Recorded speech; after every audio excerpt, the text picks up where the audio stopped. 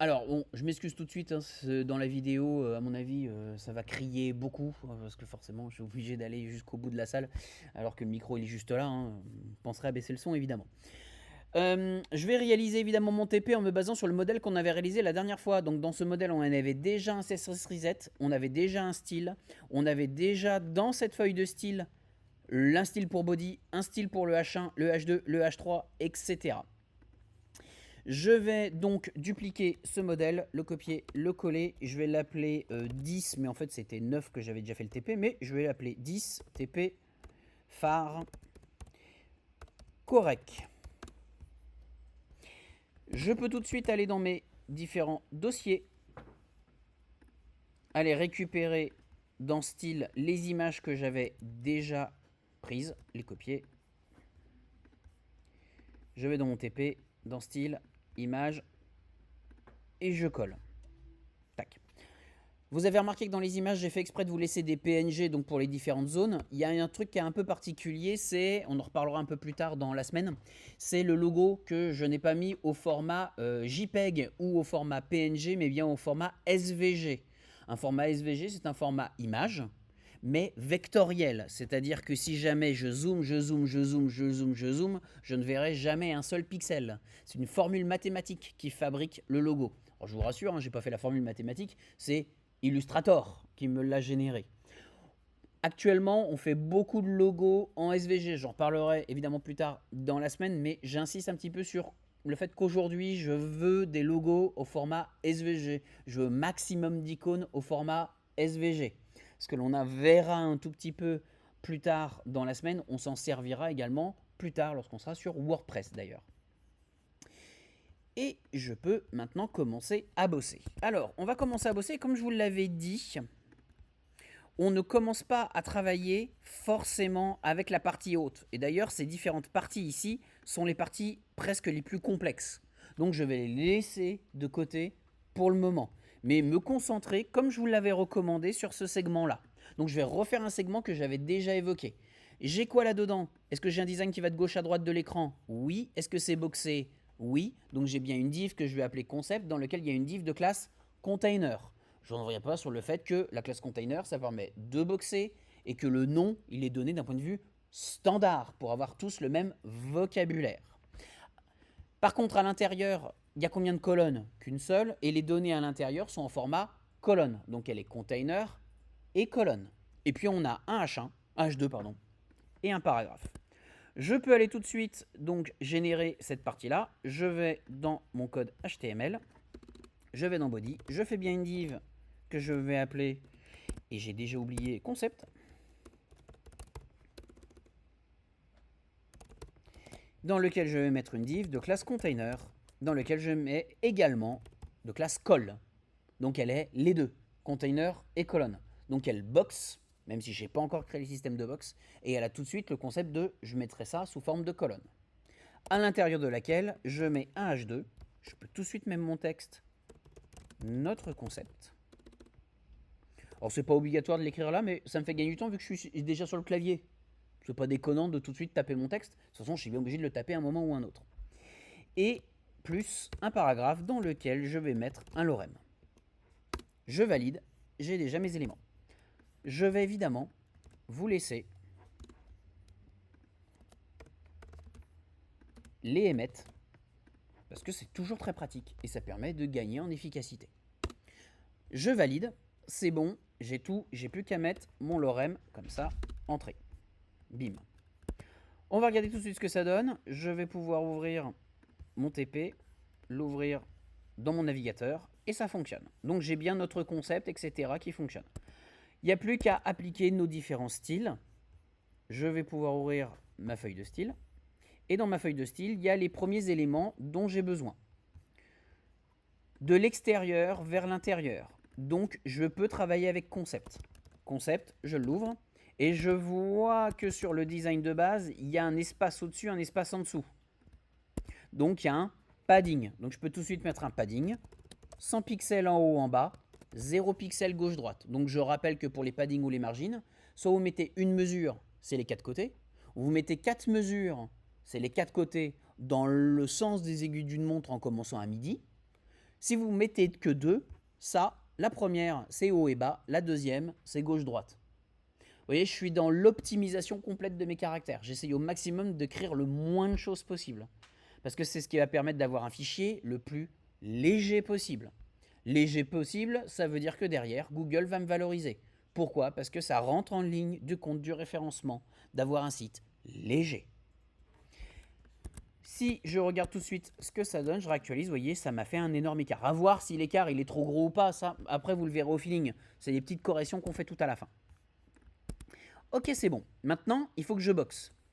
Donc, c'est bien container. Eh bien, je vais jouer avec container, point container. Comment est-ce qu'on boxe? En donnant une largeur. With.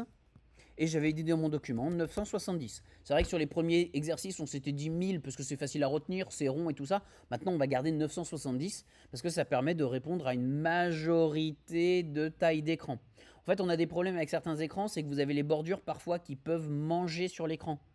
Donc vous avez des choses qui sont un petit peu cachées sur les côtés. Donc vous risqueriez d'avoir votre texte qui parte sur le côté, qui soit caché par une bordure d'écran.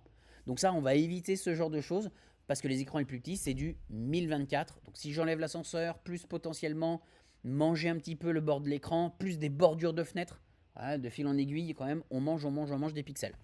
Donc c'est 970 pixels. Si je fais ça et que je réactualise, vous voyez d'un seul coup mon texte qui allait bien de gauche à droite de l'écran, bam, il revient. D'ailleurs, je peux le voir en faisant un clic droit inspecter. Vous ne le faites pas assez, ça. Il faut penser à le faire très régulièrement. Il faut quasiment toujours avoir la console d'ouvert. Et dans cette console, il me suffit de passer le curseur dessus et je vois bien que concept il va bien de gauche à droite de l'écran, mais container, lui, vous voyez, il est limité. Il est limité dans l'espace. Et ce container, je n'ai plus qu'à le mettre au centre, margin et auto. Alors on est un peu en mode ta gueule c'est magique.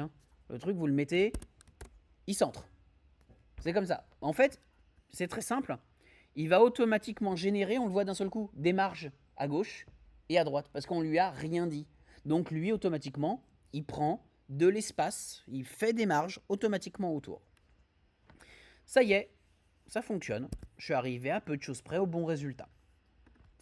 Sauf que moi, j'avais dit que ce serait également colonne. Donc ça, je ne l'ai pas structuré, colonne. Colonne, c'est quoi?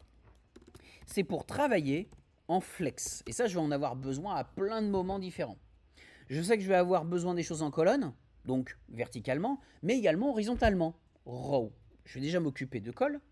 Et on va tout travailler en display flex. Flex, ça permet d'être flexible, de pouvoir très rapidement déplacer des objets les uns par rapport aux autres. Là, on n'en a pas spécialement besoin, mais on va quand même le mettre. Et si je mets display flex, vous voyez que ça se met automatiquement l'un à côté de l'autre.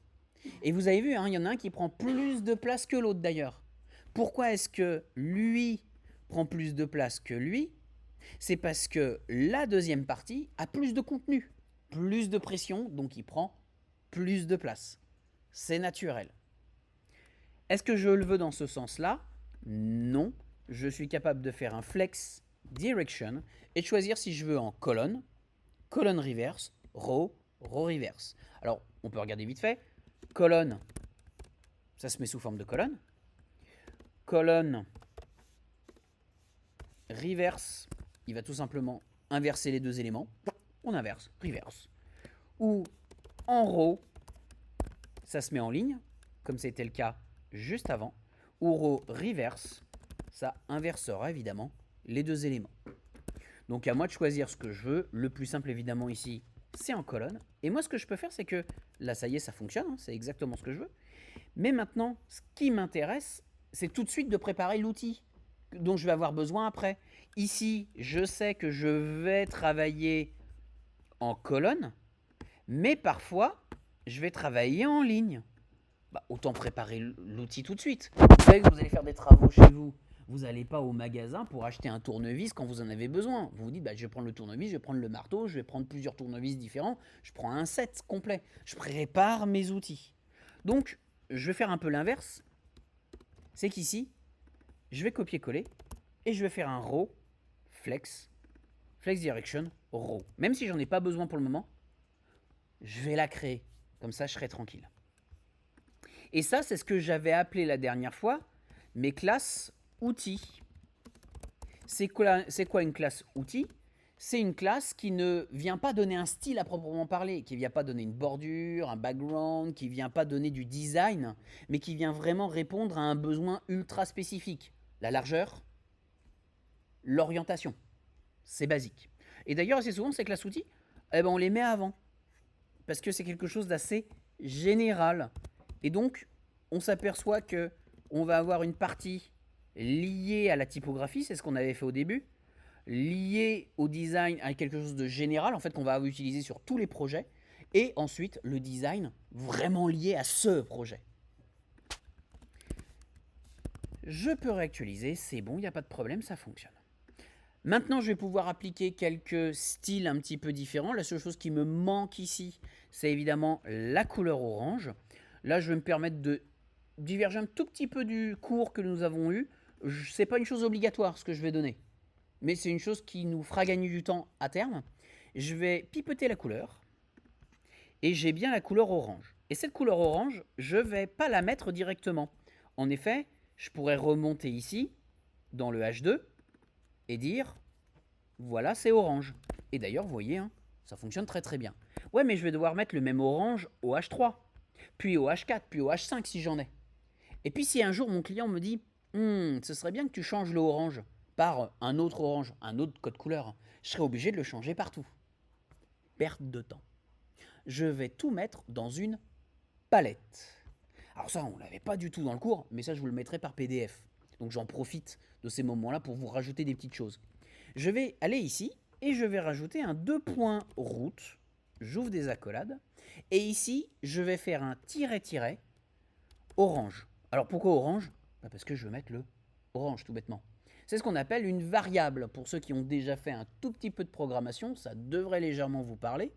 On va créer une variable, mais c'est comme en maths. X est égal à y plus z. Enfin, x c'était une valeur. Eh bien, en soi, on ne va pas y mettre x ou y ou z. C'est pas terrible ça. On préfère qu'il y ait quelque chose d'un peu plus gros. Orange. Et le orange, 2 points, quelle est sa valeur ? C'est ça. Et donc au final, plus tard, on n'aura pas besoin de mettre le code couleur. On va juste dire orange. Tout simplement. D'ailleurs, j'ai même pas besoin de les retenir, ni même le mot à proprement parler. Parce que quand je vais être sur le H2 ici, je vais dire couleur, var pour variable, j'ouvre, et le système, vous voyez, dès que je mets les deux tirets, va aller récupérer là-haut les différentes variables. Donc même si j'ai oublié leur orthographe, c'est pas gênant, à aucun moment. Et donc je vais pouvoir choisir orange. Donc ça va nous simplifier les choses sur long terme. C'est quand même beaucoup plus pratique.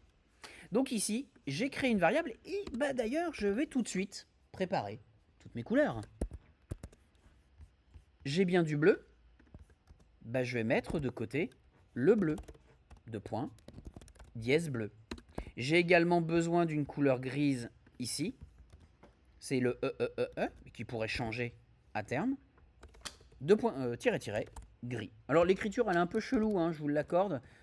Moi je suis pas très fan de rajouter des tirets inutilement. Je veux dire, elle est assez lourde l'écriture. Faut mettre ça dans route et tout, mais c'est quand même vachement pratique. Si maintenant je regarde et je réactualise, vous voyez que ça fonctionne très bien. Le fait que ici il n'y ait pas le code couleur ne le gêne pas. Il va regarder couleur, va regarder var, tiret orange. Le système va automatiquement remonter dans route ici et va dire est-ce qu'il y a orange ? Oui, il va récupérer le code couleur. En fait, de lui-même, il va faire une sorte de copier-coller. Tout bêtement. Je vous habitue un petit peu avec cette écriture-là parce que vous allez vous en apercevoir, des sites aujourd'hui, des sites lambda, des templates que vous allez prendre sur WordPress, utilisent toujours maintenant des variables. Donc, il faut comprendre dès maintenant. Avant, je l'intégrais qu'en deuxième année. Maintenant, je l'intègre dès la première année parce que c'est vraiment implémenté partout. Donc, dès qu'on veut faire un peu de WordPress, c'est indispensable. Eh ben, c'est pas mal. Ça fonctionne. Ok. Est-ce que j'ai terminé cette partie-là ? Moi, je considère que oui. Donc, je peux aller dans mon code HTML et prenez toujours l'habitude de fermer les blocs comme ça. Avec la petite flèche en face, ça vous évitera de casser l'intérieur. S'il est caché, vous risquez pas de le péter. C'est aussi bête que ça. Et je peux passer à l'étape d'après. Segment d'après, c'est ici. Est-ce que ça va de gauche à droite de l'écran ? Oui. Est-ce que c'est boxé ? Oui. Il y a combien de colonnes ? 2. J'ai bien une première section ici, enfin une première boîte ici, et une deuxième boîte là. Cette deuxième boîte là, vous allez me dire, ouais, mais on s'en fout qu'il y ait une boîte parce qu'il y a une image. Il y a juste une image. Il y a juste une image pour le moment. Est-ce que je pourrais mettre une légende à un moment ou à un autre? Ouais. Est-ce que cette légende, elle devrait être au-dessus, en dessous, à gauche ou à droite?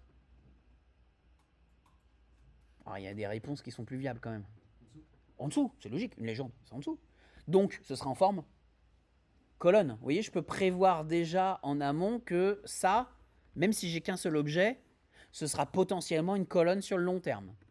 Et donc, j'ai bien deux colonnes. Donc, comme il y a deux colonnes, il y a deux divs. Et ces deux divs-là, celle-ci et celle-ci, ces deux divs, elles sont l'une à côté de l'autre. Donc, elles forment une ligne, donc une row. Donc, j'aurai bien une grande div principale, que je vais appeler pourquoi, une div de classe container et row, et ensuite deux autres divs. Eh ben, je vais pouvoir mettre mon emmet. Par contre, moi, je vais mettre le emmet là, ici, complètement à fond. Hein. Donc, je vais faire une div que je vais appeler... Et j'ai déjà oublié encore. Pourquoi j'avance, je fais une div de classe container et également row, dans laquelle je vais faire une première div. Donc, je vais m'occuper de ce segment-là maintenant. Cette div, elle est comment? Bah, c'est une colle, donc de classe colle. Dans laquelle je veux mettre quoi?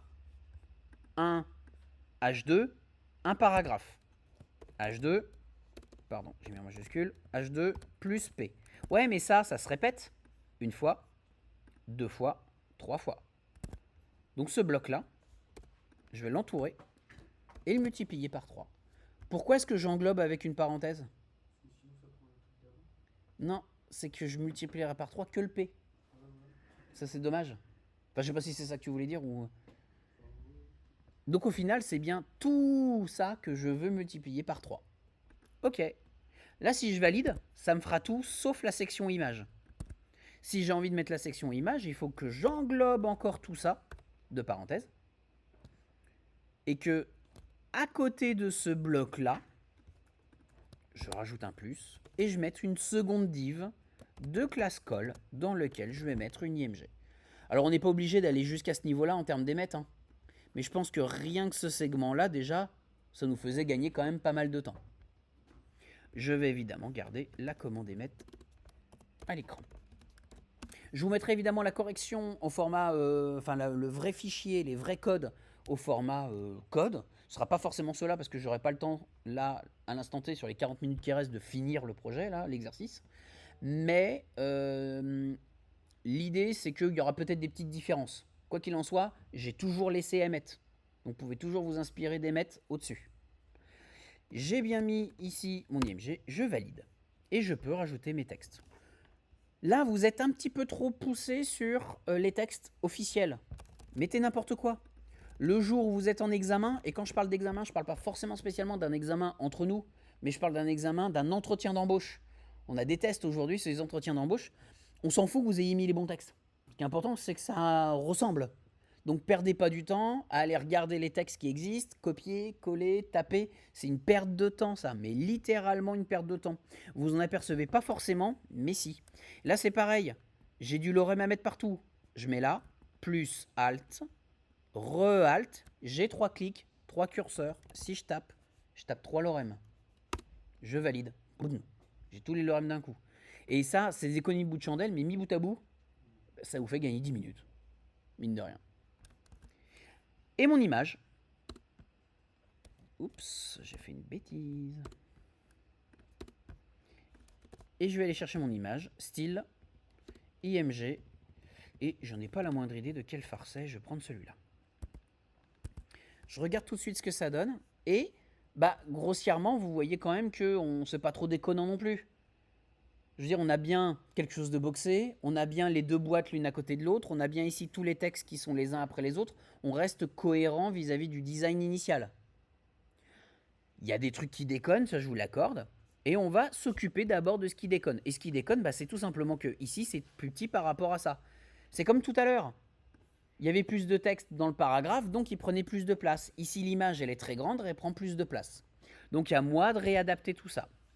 Premier point, je peux aller dans style, et je peux m'assurer que toutes les images, parce que quand je regarde le doc, je me dis, bah, l'image, elle est bien boxée là, elle est bien limitée.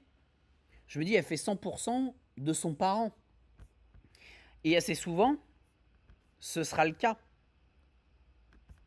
Ou par exemple ici aussi. Donc, ce que je peux faire, c'est formater dès le début pour dire que mes IMG, elles ont une largeur. Et c'est 100%. Et 100%, ça veut dire quoi? Quand vous avez un pourcentage, c'est la référence est le parent. C'est sa diff parent, sa référence. Quand vous travaillez avec le pourcentage, c'est pas l'écran, c'est la diff parent. Je réactualise, déjà ça me réduit la taille de l'image. Mais c'est pas tout, parce que le parent lui-même, clic droit, inspecter, cette colonne-là, elle est trop grande, parce qu'elle a encore trop de pression. Elle a une photo qui est très lourde, face à très peu de texte en face. Donc forcément, la deuxième colonne prend plus de place. Là, c'est à moi de donner des dimensions. Alors, il y a plusieurs solutions, mais le plus simple, c'est de prévoir ces dimensions. Quand vous regardez un petit peu la maquette, là, ici, moitié, moitié. C'est simple, c'est un truc qui se répète, moitié-moitié. Ce serait même quasiment la même classe. Et puis, plus loin, là, je vois un tiers, un tiers, un tiers. Un tiers, un tiers, un tiers. Vous voyez, c'est des choses qui se répètent. Donc je peux fabriquer dès le début des choses très utiles. Des demi, des quarts, des tiers. Alors il y a plusieurs écritures possibles, mais je vais prévoir tout de suite une classe dans mes classes outils, point demi, qui va faire des demi, des moitiés. On va l'appeler demi, moitié, je m'en fous, voilà. Il y a même des cas où j'aime bien l'appeler col 50, ça veut dire 50%, tout bêtement. Peut-être, c'est à vous de choisir ce qui vous parle le mieux, vraiment. Moi, je vais plus parler de demi, de moitié, et la largeur, c'est 50%.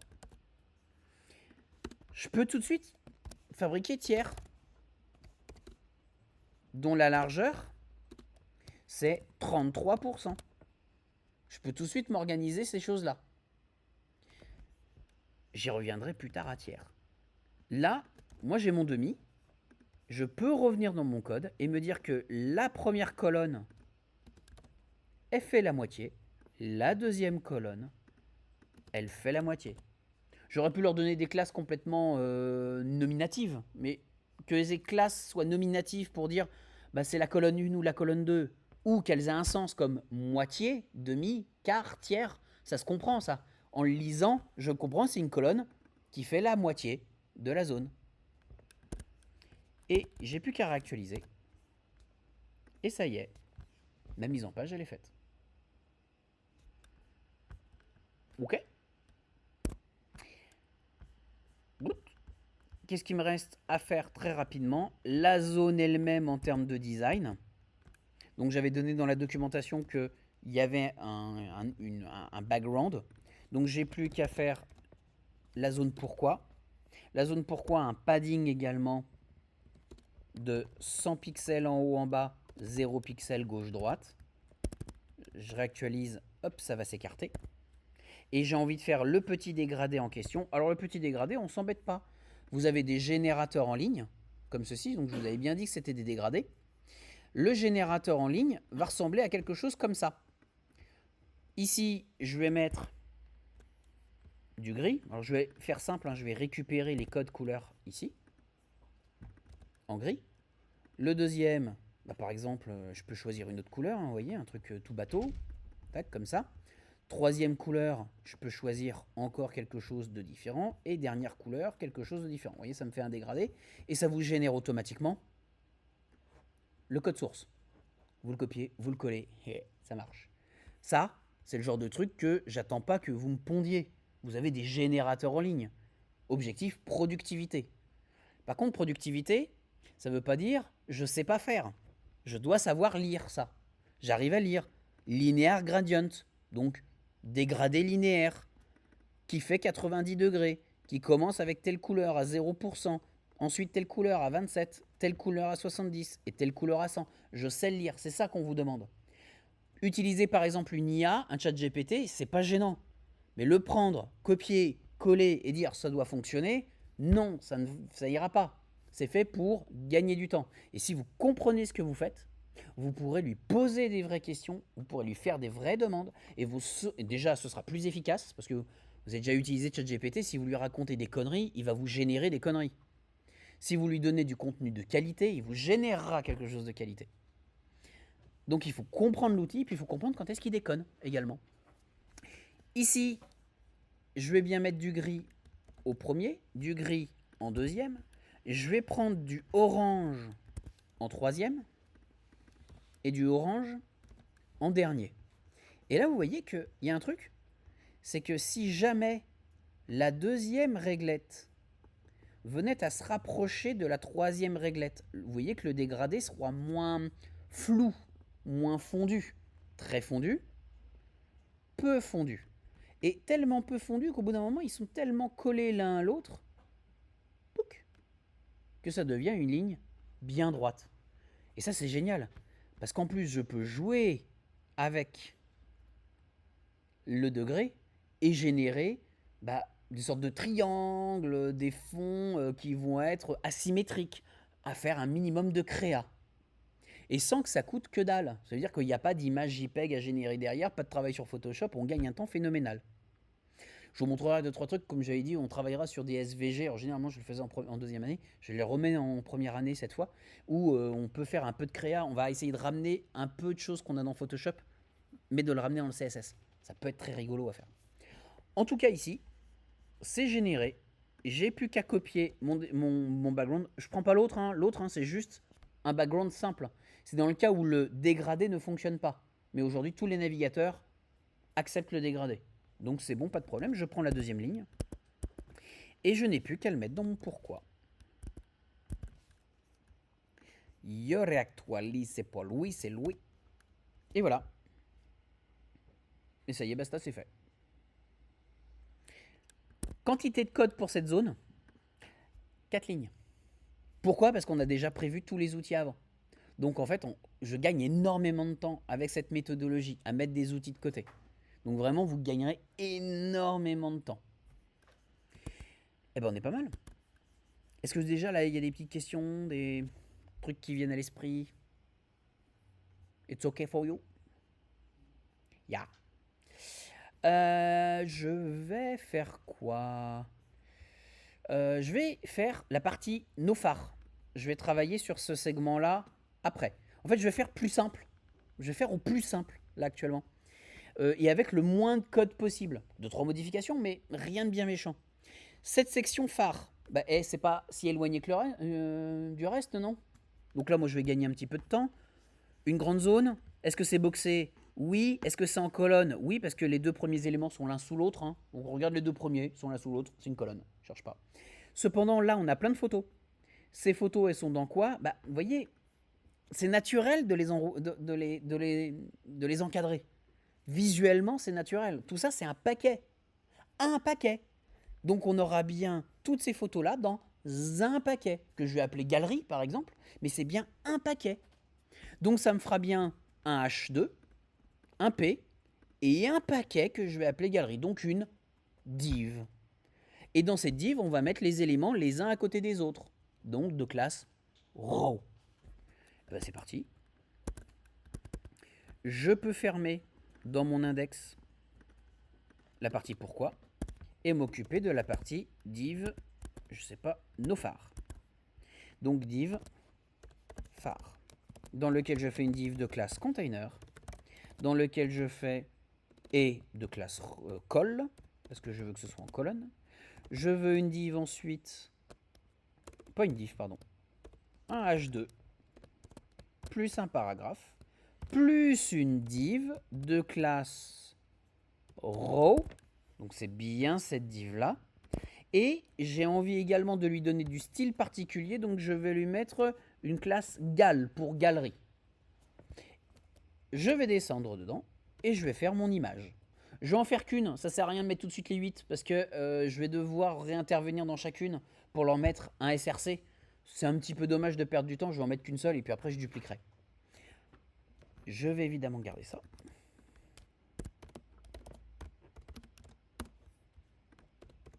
et je valide. Nos phares, un lorem, je valide. J'ai bien ma galerie avec mon image et mon image, bim bim, style, IMG, et je vais aller chercher dans portfolio une image. Là sur le coup, vous voyez, vous avez toutes les images que j'avais mises. On s'en fout, on va toujours mettre la même. C'est pas gênant, je vais en mettre une au pif et je vais la dupliquer. Est-ce que j'ai besoin, le jour d'un rendu, de faire exactement ce qui est demandé avec toutes les images et les mêmes textes? Non, c'est une perte de temps. Autant mettre tout de suite les 4 mêmes images. Potentiellement, vous avez perdu du temps. Enfin, je considère qu'il faut bien une bonne minute pour changer tout ça. Une minute qui est utile pour le rendu de votre projet. Donc, non. Je valide et je réactualise et je regarde ce que ça donne. Alors, déjà, on remarque quand même une chose, hein. Tout ça, c'est stylisé correctement. J'ai plus besoin de revenir dessus. C'est terminé. Au revoir. Par contre, maintenant, c'est toute la partie galerie là qui me pose problème. Plusieurs solutions s'offrent à moi pour styliser ma galerie, mais déjà, je vais réduire leur taille. Si je regarde ici, je vois qu'ils font tous des quarts. Alors, soit je leur mets des classes quarts, ce qui est faisable, soit, vu qu'ils sont dans galerie, je vais les redimensionner directement. Attention, il n'y a jamais qu'une seule solution pour résoudre un problème. Donc moi, la méthode que je donne, c'est pas forcément la méthode universelle. Il faudra toujours remettre en question et comparer. Et en comparant, on s'apercevra que vous aurez des méthodes, d'autres auront des méthodes. Il n'y a pas de mauvaise. Dans Galerie, je descends et je vais travailler les IMG. Ça m'évite moi-même de mettre une classe dans les balises. Et je vais leur mettre with une largeur 25%. Je réactualise. C'est bon, ça y est. Par contre, ça déborde. Forcément. Eh bien, parce que lui, le flex, il n'autorise pas par défaut à aller à la ligne. Il me suffit que dans Galerie, que je rappelle être également de classe row, donc par défaut, il est en display flex également. Eh bien, je vais lui mettre un flex wrap pour l'autoriser à retourner à la ligne. Et ça va à la ligne. Ça y est, c'est terminé. Je ne vais pas faire tous les petits détails un peu graphiques, genre je passe le curseur dessus, ça faisait de l'opacité. Je ne vais pas m'embêter avec ces trucs-là. Ce qui m'intéressait, c'était de la mise en page. C'est principalement ça. Le reste, ça viendra avec le temps. J'ai plus que la partie pourquoi. Alors, c'est pas la partie pourquoi, c'est la partie phare. À lui rajouter le même padding que tout le monde. Je réactualise. Et voilà, j'ai un espace au-dessus, un espace en dessous. Ça y est, ça fonctionne.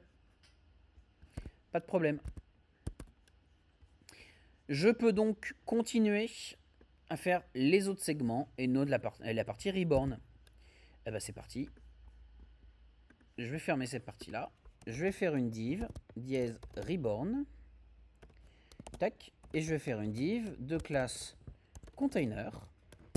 Parce que c'est bien boxé. Mais vous avez vu, hein, ça fait pas la totalité de l'écran, cette partie-là.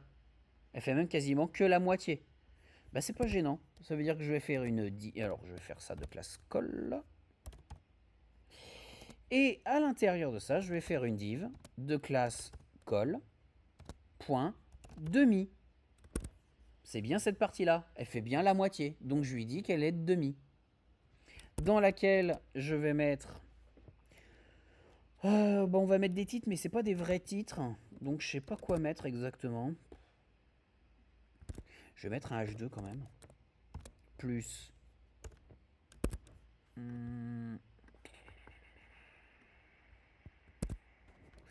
plus un span. Plus un P. Alors, c'est quoi? Le H2, c'est pour cette partie-là.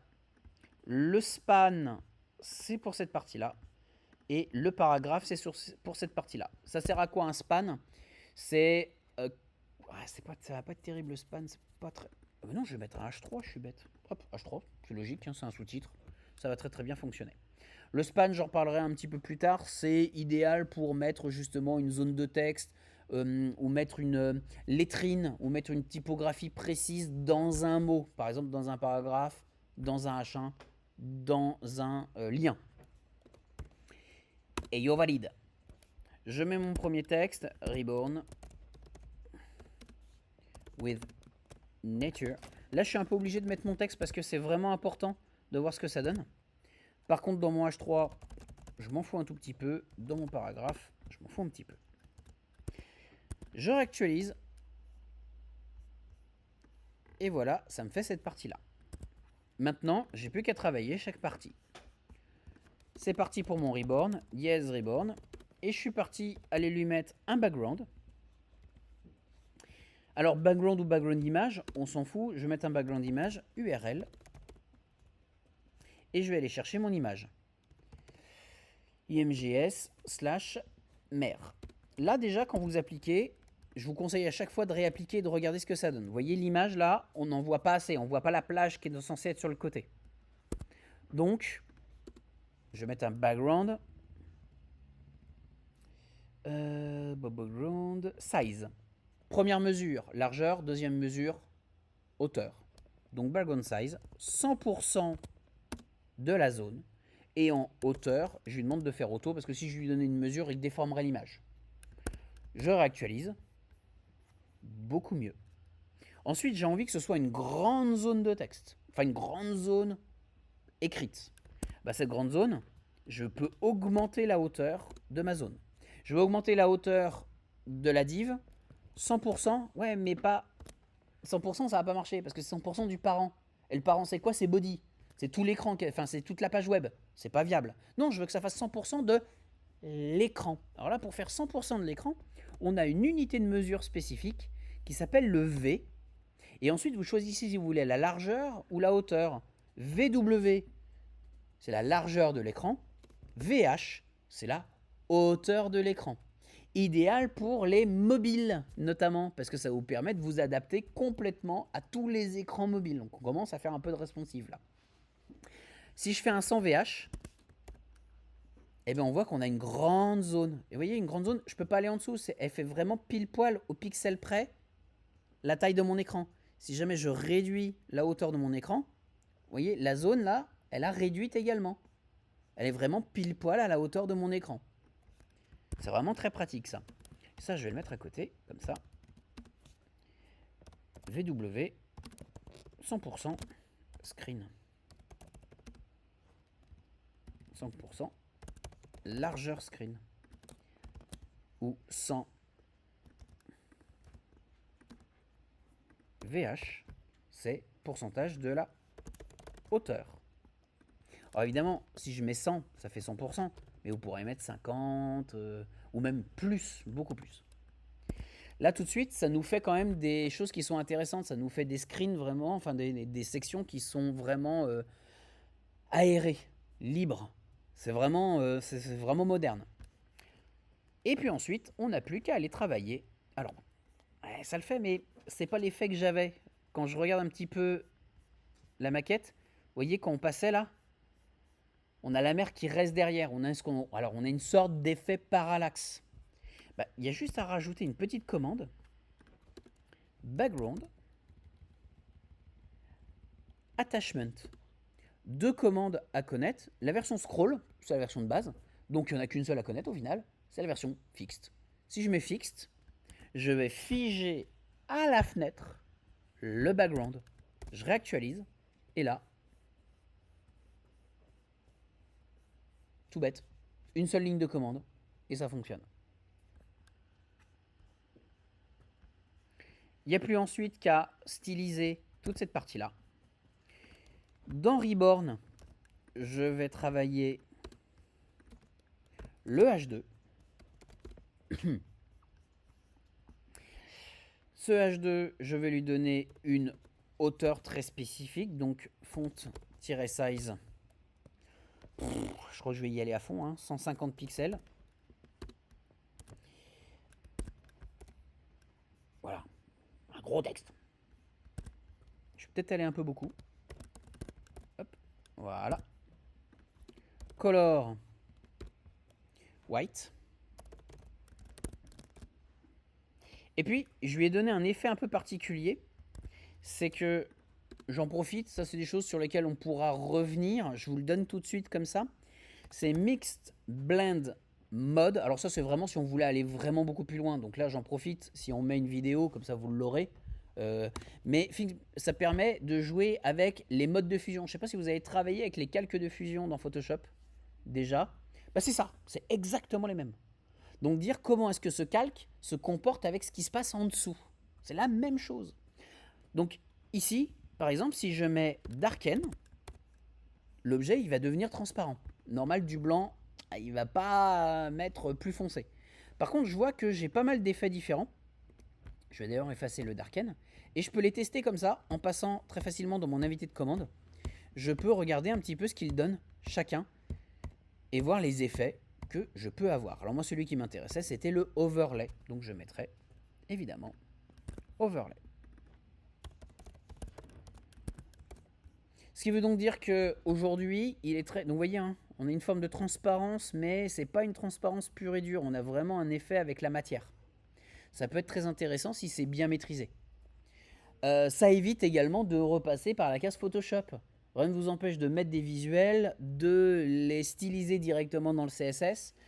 Le jour où votre client il veut changer quelque chose, vous ne repassez plus par Photoshop pour manipuler. Vous avez juste à mettre 2-3 lignes de commande. Ce qui est quand même beaucoup plus avantageux en termes de timing. Bon, vous avez compris le reste, hein, je ne vais pas m'amuser avec le reste, hein, c'est de la typographie, je mets en blanc, je mets plus gros, basta. Hop. Il me reste quelle partie? Il me reste ce segment-là. Et ce segment-là, une fois que je l'aurai fait, il va me permettre de travailler sur celui-ci qui est un poil plus compliqué. Puis je pense que là, j'en aurai terminé majoritairement. Cette partie-là, elle est très très très très proche de ça. Un H2, un paragraphe, et toute une zone ici. Donc ici, c'est pareil. Un H2, un paragraphe, et toute une zone ici. Et dans cette zone, je vais avoir 3 colonnes. Une première colonne, une deuxième colonne, une troisième colonne. Donc ça, cette zone-là, bah, elle va être de classe row, hein, pour afficher les éléments en ligne. Et bah c'est parti. Je peux fermer mon segment ici et faire ici une div dièse. On l'appelle comment Comment div de classe container et également de classe call. Pourquoi? Parce que les objets sont superposés les uns aux autres. Ensuite, à l'intérieur, je vais mettre un H2, plus un paragraphe, plus une grande zone ici. Cette grande zone, ça va être une div de classe row. Et dans cette div de classe row, je vais faire une première colonne, une deuxième et une troisième. Donc je vais faire une div de classe call et j'en veux 3. Alors je dis 3, mais en fait je vais en faire que 2 pour le moment. Et à l'intérieur de ces divs de classe, je vais faire en fait les 2 colonnes extrêmes, à gauche et à droite. Et dans celle-ci, il y a bien un H3 plus un paragraphe. Et tout ce bloc-là est répété 2 fois. Une première fois, une deuxième fois. Je garde et mette.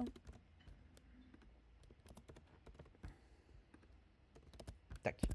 Par contre, ces 2 colonnes-là, celle-ci et celle-ci, elles ont quoi comme dimension? Elles font un tiers. Et je crois me rappeler que j'ai déjà fabriqué un truc qui s'appelle tiers et qui prend 33% de la largeur du parent. Bah, je peux tout de suite, ces 2 colonnes, les appeler également tiers. Je vais remettre ça dans les mettre un petit oubli. Je valide et j'ai bien ma structure qui est faite. Donc le premier, comment faire? Point d'interrogation. Le lorem, je valide. Et je vais pouvoir mettre mes différents textes. Bon, je fais ça vite fait. Alt pour en mettre partout. Lorem, je valide. Et là maintenant, si déjà j'actualise, j'ai déjà une belle structure. Tout ce qui me reste à faire, c'est mettre la colonne du milieu avec la photo. Donc c'est pile poil entre la première et la deuxième colonne. Div de classe call, de classe tiers, et à l'intérieur une IMG. Je valide. J'ai plus qu'à aller chercher mon image, style, image, et aller chercher l'image. Je crois que c'est phare3, mais j'ai pas, je sais plus. Je réactualise. Bah, c'est terminé. Tout ce qui reste à faire, c'est des paddings au-dessus, en dessous, et puis plus de marge sur les côtés. Après, c'est du détail, c'est de rajouter un peu plus d'espacement. En termes de mise en page, ça m'a pris que dalle en temps. Véritablement pas grand-chose. Ok? J'ai terminé avec cette partie-là. Ce que je vais faire, c'est que ce que je vous propose, je finis avec le pied, j'en ai pour 2 minutes. On va s'arrêter là, je mettrai cette vidéo-là. Et puis demain matin, je corrige ce fameux, c'est plus ce trio-là. Ok? Donc pour 3 minutes, je vais faire le pied. Div dièse footer, dans lequel je fais une div de classe container, dans lequel je fais également de classe call. Et à l'intérieur de ça, call row, parce que ça se met bien en ligne, je fais bien une div de classe call et j'en veux 4. De classe call seulement, non, je veux être sûr qu'elle fasse toutes un quart, un quart, un quart. Donc je vais l'appeler quart. En abréviation, j'avais fait le demi, j'avais fait le tiers, j'ai pas fait le quart. Largeur 25%. Dans ce quart, je vais y mettre un paragraphe, et ce paragraphe, je mets le fameux lorem.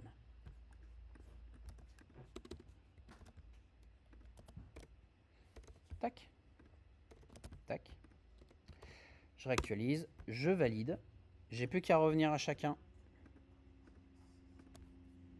Effacer le M, le remettre, valider. C'est bon.